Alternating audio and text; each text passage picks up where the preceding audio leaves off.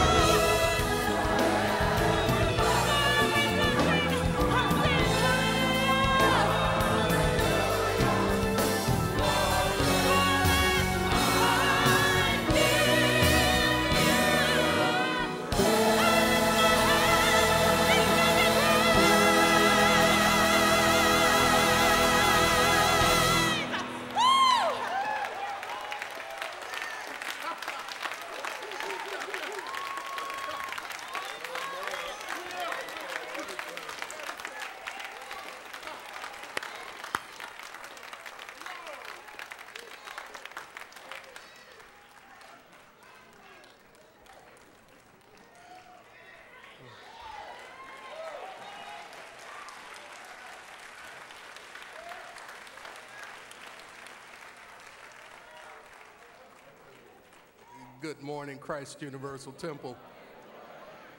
I think I already have some insight into how you're doing. God bless you.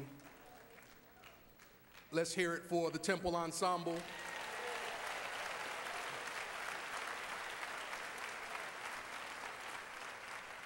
That songbird, Miss Sandra Bowens, soloist.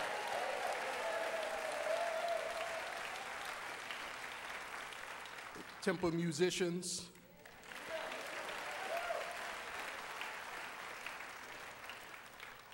Mr. Martin Woods conducting.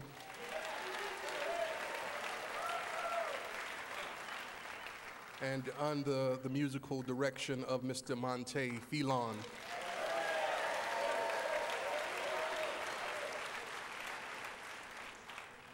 Well, I'm going to introduce our speaker, but before I do that, I just want to take advantage of this opportunity to celebrate our young people wherever they are all over the building.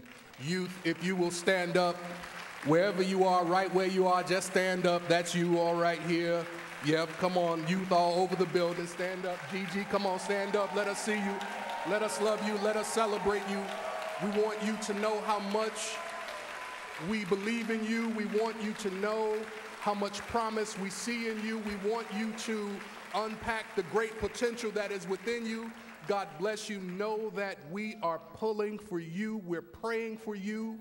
We see the good that is in you, and we just want to do our part to help you extract that so that you can continue to be a blessing to this world. Is that all right? Young people, we want you to know that we really do love you. Right? And we've got your back. We've got your back. We might fuss a little bit. We might get on you a little bit, but we love you. We know what's in you. We fuss because we care. All right? All right. So this year in our identifying speakers for the Youth Sunday services, one of our emphases has been on identifying speakers who are alums of the CUT youth programs. I'm of the opinion that Christ Universal Temple has long produced outstanding young people who make significant contributions to our communities, to our city, and to our world. And our speaker on this morning is no exception. Gavin R. Jackson has matriculated through every CUT youth program, including Johnny Coleman Babies, the Children's Church, the Youth Expressing Christ, and the Collegiates for Christ. He is a graduate of the historically black college Hampton University with a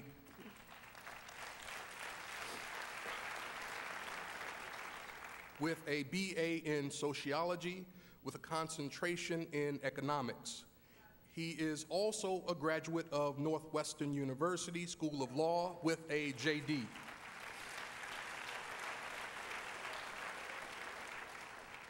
After law school, Gavin worked for 5 years as an investment banker, 2 years in private equity, and 3 years in derivative trading.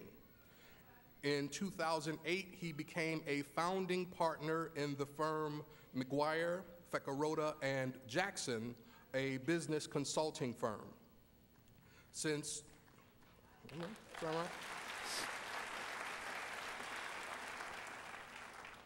2011, Gavin has served as the Director of Operations for Christ Universal Temple,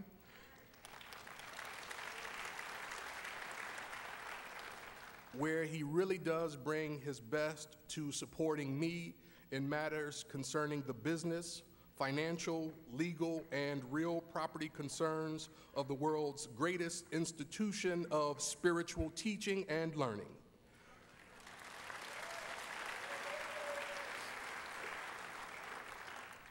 Gavin is married to the wonderful Christina Jackson.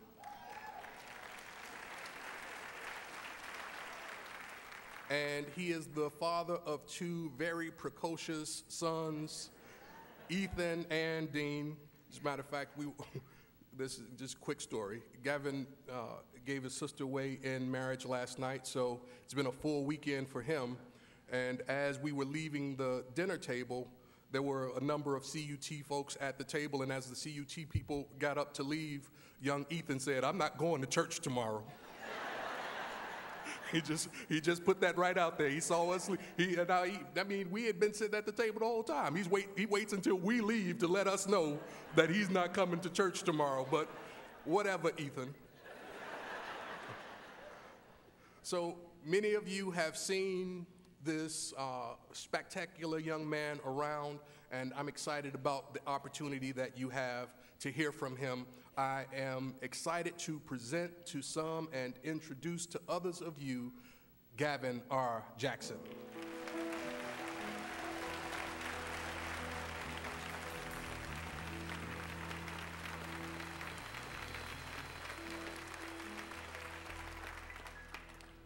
Woo. I am still catching my breath from Sandra and the Temple Ensemble. If you're not careful, they will put you on your back in praise. I am so excited to be here. You have no idea. I am just elated. I want to make sure that we give some acknowledgement to Miss Gigi and Jason. Did they not do a spectacular job?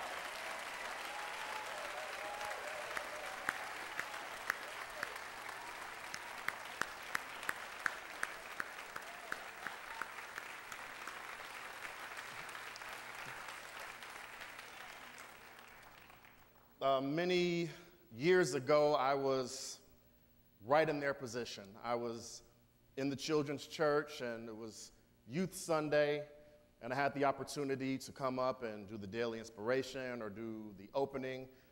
And one of the first times that I was on the platform, actually at that time, we would get coaching on the platform from the very great and spectacular Reverend Helen Carey. And so what would happen is during the week, before the Sunday, we would come here and Helen would teach us about posture, make sure you don't lean on the lectern too much, how to project your voice, generally how to comport yourself and be worthy of being up here. And so after I had done, I think I did the daily inspiration and the announcements, much like Jason, I was like, hey, my job is done. I am going to relax. I went back to my seat, leaned back in my chair, got myself a chalice of this fancy water we have up here, and I crossed my legs, sipped, waved to my friends in the upper balcony, and I was going to enjoy the speaker. Not within 60 seconds of that foolishness, I felt warmth on the side of my face. I mean, literal, like my face got warm. And as I searched around to find the source of that heat, my eyes met with my teacher, Helen, as we affectionately call her. She did not have to say a word. The message was clear. Straighten up and fly right. Put my legs down on the floor, put down that water, and comported myself in a way that is consistent with this youth program. So I say all that to say, number one, don't get too comfortable while I'm speaking. It's literally frowned upon. And number two, the legacy of high expectations for our young people is strong.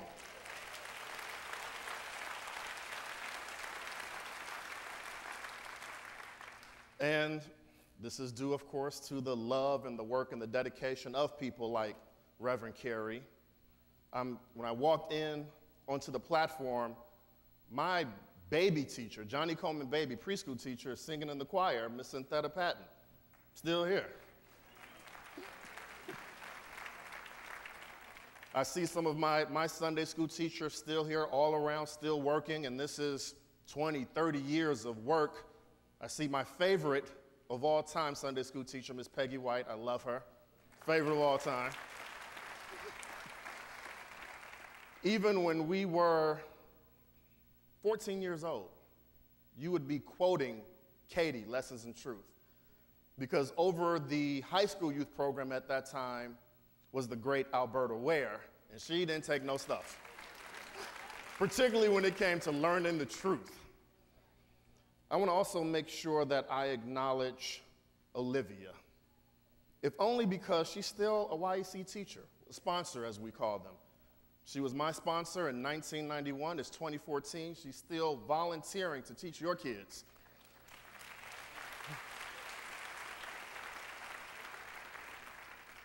And of course, the greatest acknowledgement has to go to our founder, the Reverend Johnny Coleman.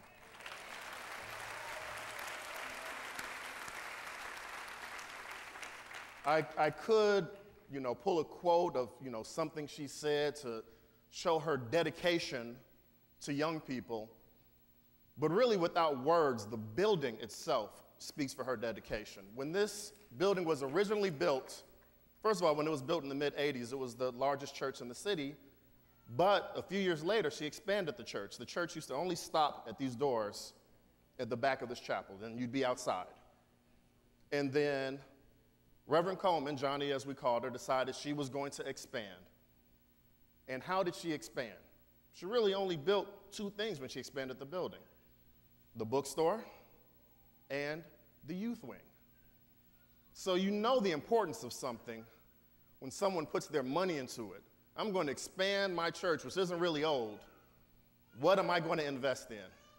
I'm going to invest in the resources to learn the truth, and I'm going to invest in the future to live the truth. So her actions speak for themselves. So listen up, young folks. The expectations are high. You guys are the future. You are the legacy. You are going to hold this tradition and build upon it, and we are, as Reverend Wells said, so proud of you. Please give them a hand. Now, to everyone in this room hearing me addressing young people, you're going to hear me say youth. Don't get offended. Here at Christ Universal Temple, we have a saying that says, your age is none of my spiritual business. So to the extent that you are enthusiastic, that you are growing, that you are engaging, that you have power and you're moving, you can choose to be youthful. Am I right? And to me, the best named group in the whole church is the Youth Expressing Christ. Olivia. Because if we're doing it right, if we all fall into that description that I just gave of youth, and obviously the only reason we are here is to learn how to fully express the Christ, everyone within the sound of my voice is a youth expressing Christ. So this lesson is for all youth expressing Christ. Is that all right? So what I'm going to give to the youth are 3 guaranteed steps for living out your vision, living out your dreams, living out your life to the fullest. Step 1, if you have a pen, write it down. Step 1 is to make a choice. Quite simply, choose. It sounds very simple, but first let me just start by saying to my young people, you are the exalted and anointed ones. You are the blessed and the highly favored. You are the chosen ones. And being chosen doesn't have anything to do with your race or your ethnicity. It doesn't have to do really with what church you go to. I know that might not be popular. But you are chosen because you choose. You have the choice. And the moment you choose to recognize God in a situation, you are chosen. So walk around owning being chosen, but let's work through it through the spiritual power of imagination, which is the ability to conceive that which is not in front of you. Is that right? but very specific and definitive choice is key. Sometimes you'll hear success stories. Take, for instance, President Obama. People will talk like, oh, you know, he kind of fell into the presidency. He got lucky. You know, things kind of lined up this way or that way. Please don't fall for that foolishness. Barack Obama, I assure you, chose to have a vision of himself sitting behind that Virginia mahogany desk or whatever it's made of in the Oval Office long before we heard of him. It's not luck. He chose it before he was a state senator. He chose that vision before we knew who he was. Dre, Dr. Dre, did not luck into that truckload of money he just made from the Beats deal. For some of my young people, just so you know, Dr. Dre is not a real doctor. He is a hip-hop artist from the 80s who, instead of taking endorsement money for a pair of headphones, decided that he wanted a piece of the company. And since then, the company has been sold, and he's made somewhere around $850 million from that deal. And people will try to talk like, well, you know, man, Dre really got lucky. $850 million, that's lucky. No. Please don't fall for that. Dre made a choice. He chose a vision for himself that I am going to crush the market with these headphones, and I'm going to make a truckload of money doing it. If not, he would have just taken the normal endorsement check. You know, I'll take the $500,000 to endorse your headphones. $500,000, that's a lot of money. But he made a choice. So I say to you again, you are the chosen ones, but you have to choose your God-given vision. Once you do that, your vision chooses you. Now, there's a little caveat to that, as we say in the law. Your vision is likely to seem crazy to other people, particularly when it is formed. When a vision comes through you in the silence, in the stillness, and I'll let a hardcore metaphysician like Reverend McDowell really explain what the stillness is, but when that still small voice speaks to you and gives you a choice for your vision, it is yours, and it is yours alone. You can't take that word from the Father and then try to seek some type of validation from your friends. It's no good. Sometimes you cannot even seek validation from your family. You have to keep it a secret for a little bit so that it can build and get some formation. One of the analogies that is taught here a lot is that all of the intelligence in the formation of an oak tree exists in a small acorn. We say that all of the resources, all of the knowledge, all of the divine power of a grand and majestic oak tree exists already in a tiny little acorn. But equally important to that analogy is that oak trees keep a secret while they're in formation stages. That acorn, with all of that potential, will grow its roots 1 foot into the ground before showing 1 inch above the soil. A foot deep before 1 inch up. That's because it's keeping a secret. You have to grow your roots before you share your vision with the world. In quietness and in confidence shall be your strength, said the prophet Isaiah. What Isaiah knew was that as soon as you say it, haters are going to crash on you like water on the beach. As soon as your vision doesn't match with everyone around you, the first thing you're going to get is, why do you want to do that? That doesn't make sense. That's going to be too hard. Keep it to yourself. Choose your vision. Stay quiet with it. By the time the haters come, up too late. You're telling me what I can't do, but I'm already doing it. Go find someone else. So first step, make your intentional and God-given choice of vision and know that it belongs to you and only you. We have that? Step number 2, most important. Make declarations and proclamations. Make declarations and proclamations. Reverend Wells mentioned in his very complimentary introduction to me that I went to law school, and in law school, they teach you about your inalienable rights under the law, little L law. Here in the youth program, we are taught that we are divine beings, that we are spiritual beings existing in a spiritual universe governed by spiritual law. The connection between having a vision and living your vision is the authority vested in you by law. It is inalienable, which means it cannot be taken away from you. It is natural. It comes with you at birth, that birthright. It is with you forever. But you have to be willing to have that legal claim of your good by declaration and proclamation. Talk to your stuff. Talk to it.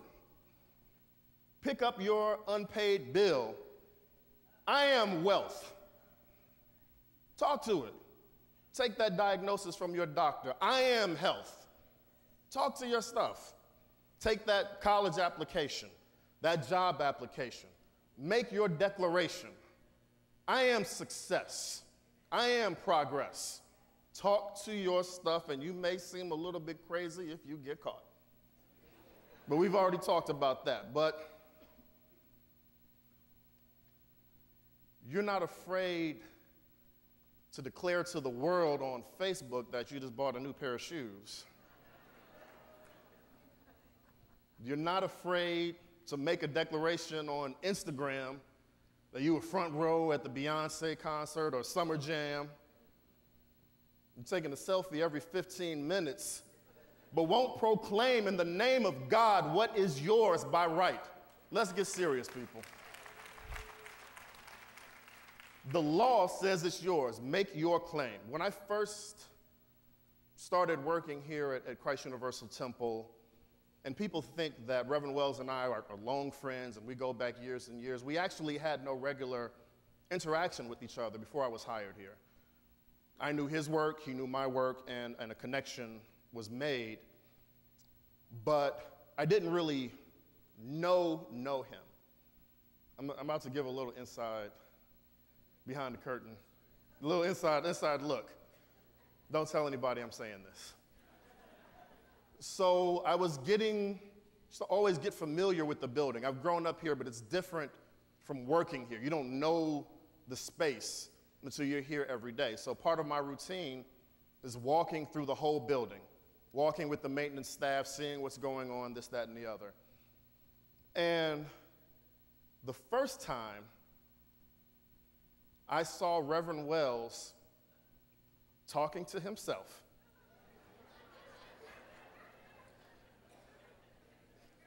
making declarations, was right here in this chapel. He did not see me.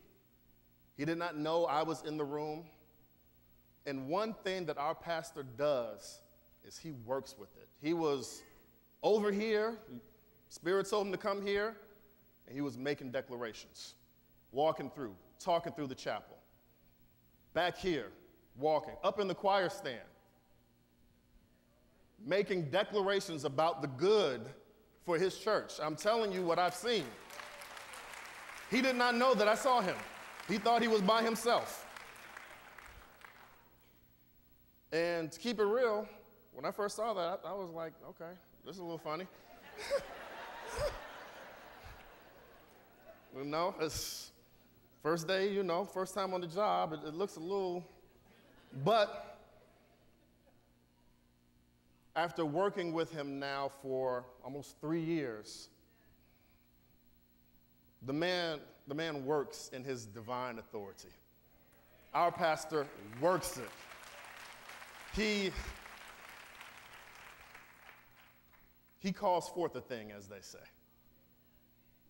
He makes the declarations. I'm getting full because I've seen things here just working with him. Every business meeting we start begins with a declaration of truth. Everything that we do begins with his declaration of things not as they would be, but as he wants them to be. Everything that we do is in this spirit of by law, by right. It is mine. It is ours. And the same should be with you, Christ Universal Temple. Take heed. Follow his example. I know you're probably like, you're just saying that because you work for him.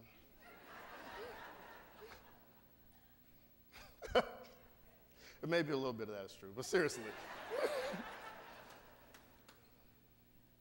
Very seriously, like the example I gave with Reverend Coleman, I didn't have to quote her words. I quoted her work. Watch his moves. Watch how he works. You know, as the kids say, don't believe me, just watch. And so, it is our time, Christ Universal Temple. Time to make your declaration. And even if you have not chosen your vision, repeat after me. All things work together for my good. All things work together for my good. Let that resonate in your bones. That statement should be coming out of your pores. All things work together for my good. Things come to you, it doesn't matter what it was meant. What do all things do? People are bringing you drama. Kids are giving you nonsense. What are they meant to do for you? Work for your good. You have to own that knowledge that the Father is going before you. He's surrounding you. He is within you. He is making your path smooth. That spirit, that law is making the way plain for you right now. You have to own it. Talk to your stuff. I know that we are a quiet, comported church, but you better talk when you get to yourself. We can be all fancy in here, but you want to work it, time to make a declaration. God is your Father, and it is his good pleasure to give you the kingdom. And by that authority will you make your claims. Is that all right? Last rule. And this one's kind of important too. Move your feet. Got to make moves. Can't just speak about it, got to be about it. Have to get your hustle on, as they say. Not knowing how it's going to get done is no excuse for not doing it. Not knowing how it's going to get done is no excuse for not doing it. Once you move, things start to move around you. Once you take your step, things start to show up out of seemingly nowhere. Once you start your work, his work is revealed. You will find strength you didn't know you had. You will find resources that form from the formless. You will find people that will just seemingly show up out of nowhere that will give you an opportunity. As Reverend mentioned, just last night, I walked my sister down the aisle. My baby sister got married. I only have one sister, baby sister. And we celebrated.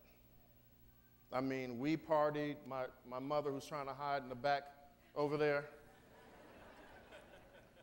The two of us have been kind of pushing on this to get her to the finish line for the last year working on this wedding, and certainly in the last week.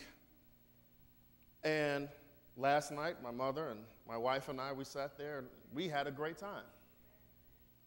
Once this opportunity to speak before you today was presented to me, the question was asked, well, isn't that the day after your sister's wedding? Yeah, it is. And I guess I could have considered that and said, oh, well, I might be a little tired. I'm so busy that week. Got a lot of things to do, got the job, sister's calling me every day.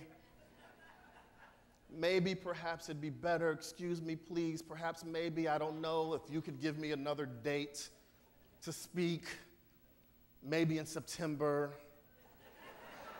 I might not get my full 8 hours of beauty rest. I have to stand next to this pretty guy, you want to look good. But no, we don't do that. we don't do that here. We don't make those excuses. Perfect opportunities do not always present themselves perfectly. Perfect opportunities do not always present themselves perfectly. You might just have to walk over a couple hot coals. You might have to go through some sleepless nights. You might have to sacrifice this to build that. Perfect opportunities don't always present themselves perfectly. Don't miss the opportunity because you say, well, I don't know, this is a square peg and this is a circle hole. You better beat that square into that circle hole, get your chance, and keep moving. You might have to take a couple extra shots and fail, and try again, and fail. And then you try again, and you try again, and you try again. But I promise you this, God has placed the necessary strength in you to get the job done. Hands down. I had the opportunity in a work capacity to meet Pastor Jakes. And in this meeting, Pastor Jakes was he's selling this book. He's going all over the place selling this book he has. And he was talking about how exhausted he was. He was just physically drained. He'd been on the road for countless days. He'd been on his feet. He's just physically exhausted. But then he mentioned that once he starts speaking and teaching, that somehow he gets an energy. He gets recharged in that moment. And I listened to him say that, he's going on and talking, but he described that as God's affirmation that he's doing what he's supposed to be doing. The same is with you. You've made your God-given choice. You have made your declaration, so it's already done. If you get, quote unquote, tired, as Margaret told me, she said, your body's just tired. You're not tired. Thank you, Margaret. Yeah, you. You didn't know that? You didn't know that ministered to me. Once you are on task and on point with your goal, the strength is already in you. Everything that you need is already done. Like I said, at the same time you choose your vision has chosen you, but move your feet. At the same time you said yes to your dream said yes to you. But move your feet. Decree a thing, and it shall be established unto thee. But you better move your feet. Like Sandra was singing in that song, and when I heard it, I said, man, for every mountain, when you get in that position and you feel you can't move on, think back to when God has done it through you before. The reason that you praise that is because you're raising it up into yourself, reminding yourself, I've done this before. I've been backed in the corner before with no way out, and I came through. I've been down in the pit with no way out, and I climbed out. I've done the impossible before. Think back to when you were backed in a corner. Everybody in here has been completely backed into a corner, but you're here now. Everyone here has been sat down and didn't think they could get up, but you're standing now. For every mountain, praise it, because you've been through it. Praise the mountains. Praise it. Praise it. I dare you, young people. I'm going to make a dare. I dare you to ask, believe, and put in the work. I dare you, all the young people in this room, to proclaim your divine authority over all things good. Move your feet, Christ Universal Temple, and watch you see what God will do through you. Thank you so much. God bless you.